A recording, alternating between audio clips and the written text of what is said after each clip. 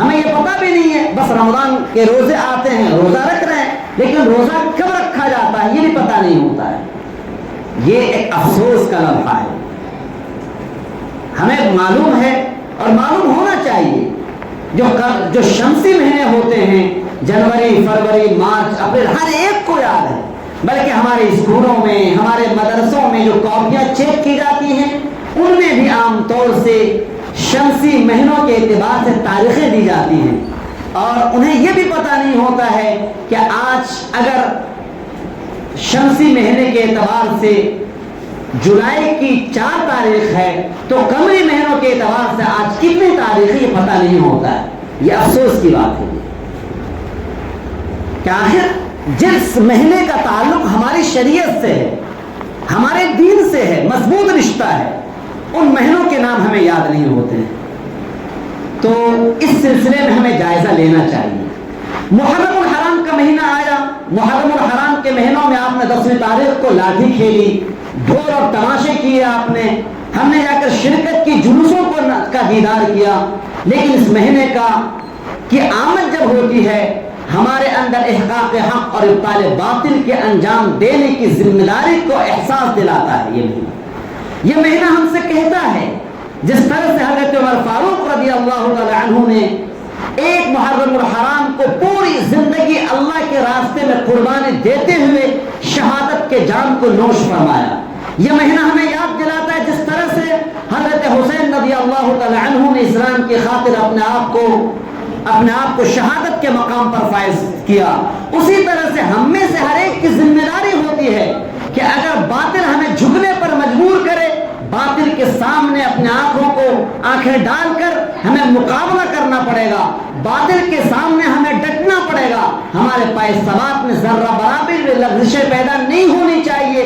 باطل اگر ہم سے کہتا ہے ہمارے اسلام کو چھیننے کی کوشش کرے، اگر باطل ہم سے کہتا ہے کہ اپنے ایمان کو چھوڑ دو، باطل ہم سے کہتا ہے کہ اگر تم نے ایمان کو نہیں چھوڑا تمہارے گھروں کو نظر آتش کر دیں گے، تمہارے گھروں کو جلا دیں گے، تو ایسے موقع پر ہمارے سامنے حضرت حسین رضی اللہ تعالیٰ عنہ کی شہادت موجود ہونی چاہیے، حضرت عمر فاروق رضی اللہ تعالیٰ عنہ کی شہادت موجود ہونی چاہیے، اور اس سے پہلے بھی وہ تمام صحابہ کرام اور صحابیات جنہوں نے اسلام کے تحفظ کی خاطر، اسلام کی حفاظت کی خاطر اسلام پر ڈٹے رہے، پائے ثبات میں ذرہ برابر بھی لغزش پیدا نہیں ہو سکی۔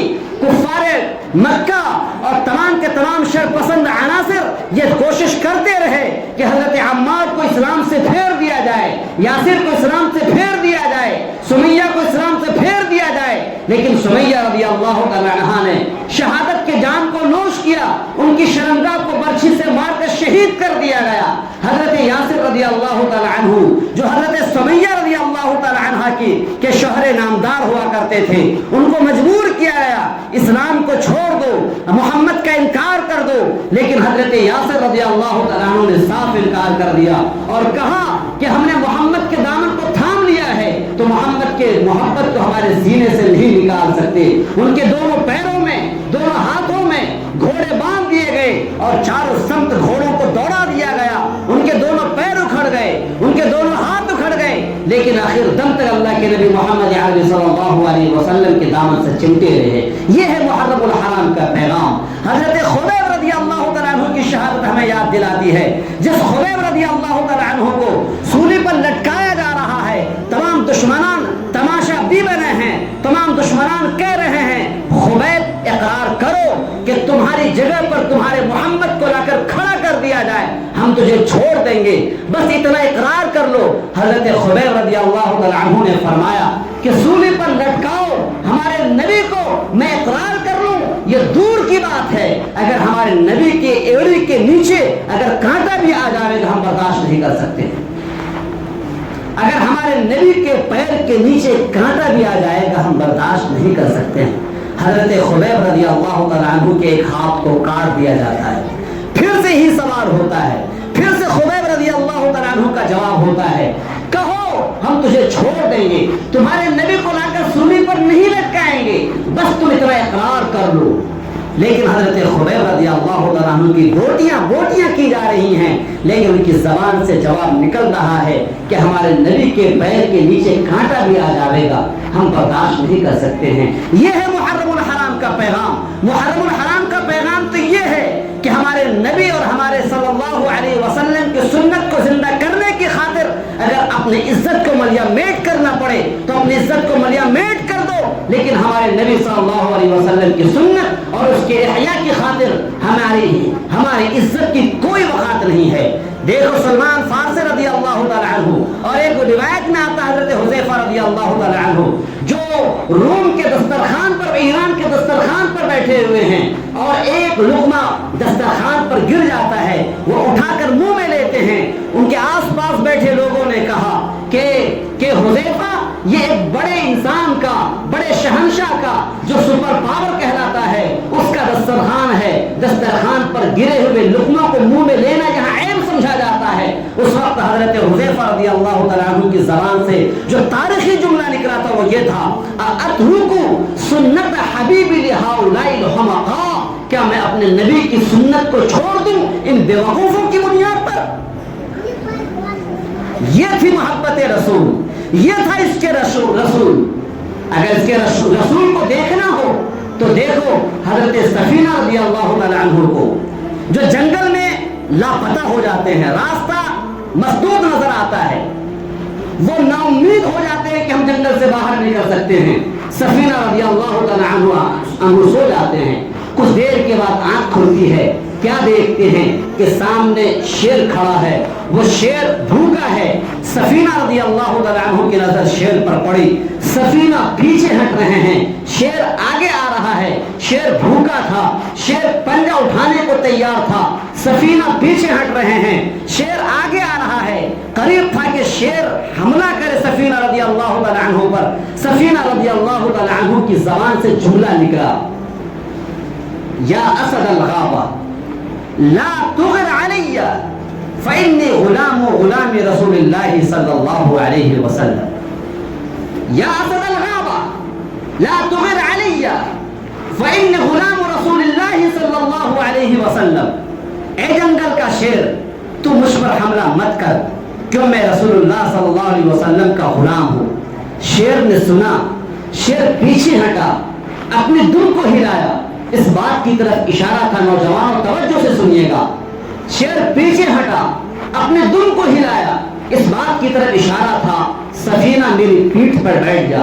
حضرت سفینہ رضی اللہ تعالیٰ عنہ شیر کی پیٹھ پر بیٹھ جاتے ہیں اور شیر ہواؤں سے باتیں کرتا ہوا جنگل کے باہر چھوڑ جاتا ہے.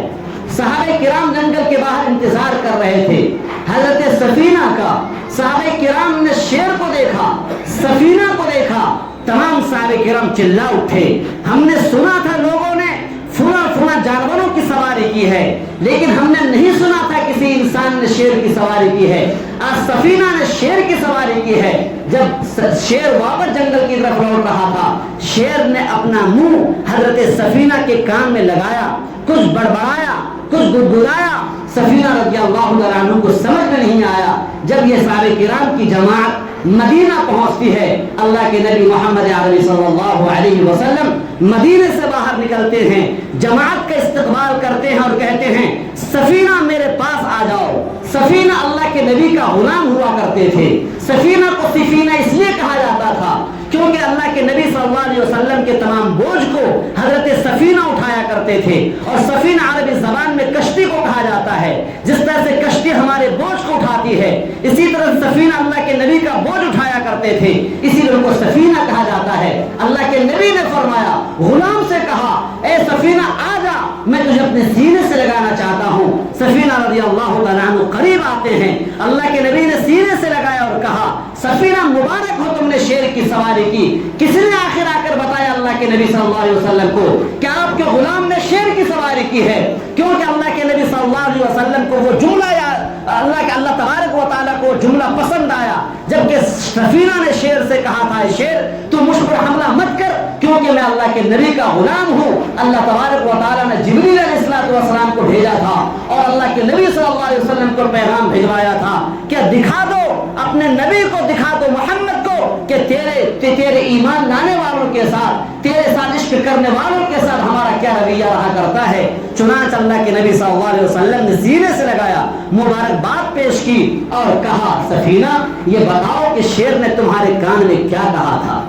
حضرت سفینہ نے کہا شیر نے اپنا چہرہ میرے کان سے, اپنا منہ میرے کان سے لگایا ضرور, لیکن شیر نے مجھ سے کیا کہا مجھے سمجھ نہیں آیا, اور شیر واپس چلا گیا. اللہ کے نبی صلی اللہ علیہ وسلم نے ارشاد فرمایا کہ تم سے شیر نے جاتے ہوئے کہا تھا اور پوری دنیا کے لوگوں کو پیغام دیتے ہوئے گیا.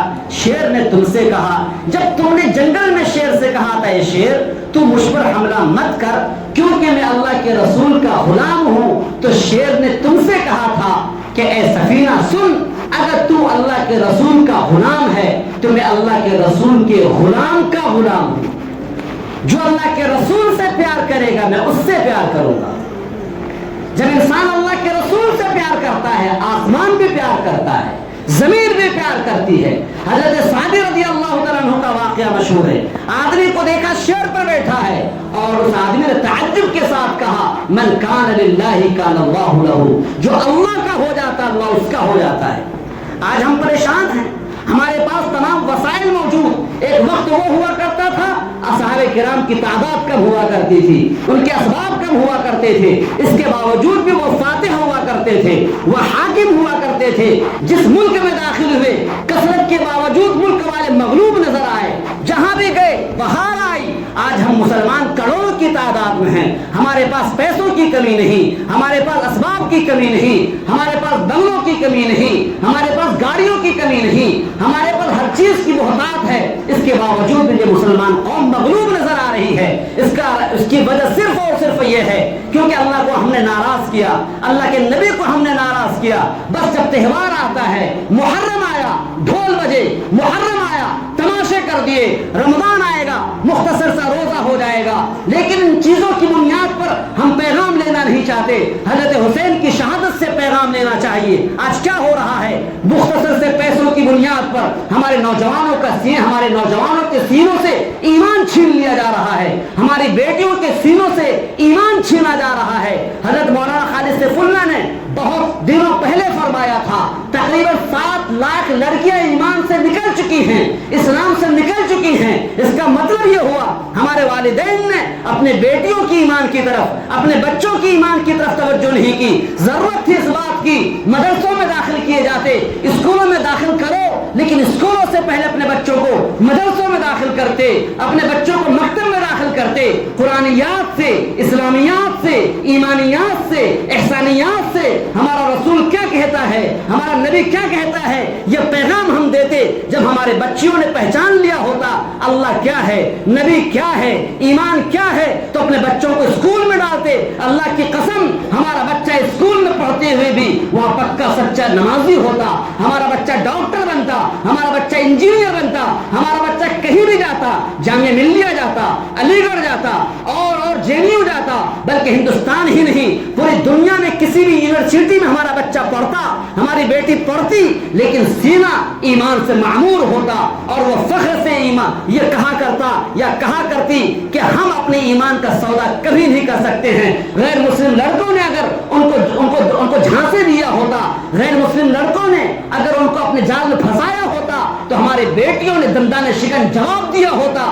ہماری بیٹیوں نے کہا ہوتا تم ایک گاڑی نہیں 1000 گاڑی ہمارے قدموں پر رکھ دو, تم 1 روپے نہیں کروڑوں روپے ہمارے قدموں پر رکھ دو. لیکن اس نبی پر ایمان لا چکے ہیں جس نبی پر ایمان لاتے ہوئے حضرت حسین شہید ہوئے, جس نبی پر ایمان لاتے ہوئے حضرت عمر فاروق شہید ہوئے, جس نبی پر ایمان لاتے ہوئے حضرت عمار, یاسر اور سمیہ نے پورے خاندان کو ذبح کر دیا, جس نبی پر ایمان لاتے ہوئے کربلا کے میدان میں 72 افراد پر مشتمل پورا خاندان شہید ہو جاتا ہے, اس نبی پر ہم ایمان لا چکے ہیں.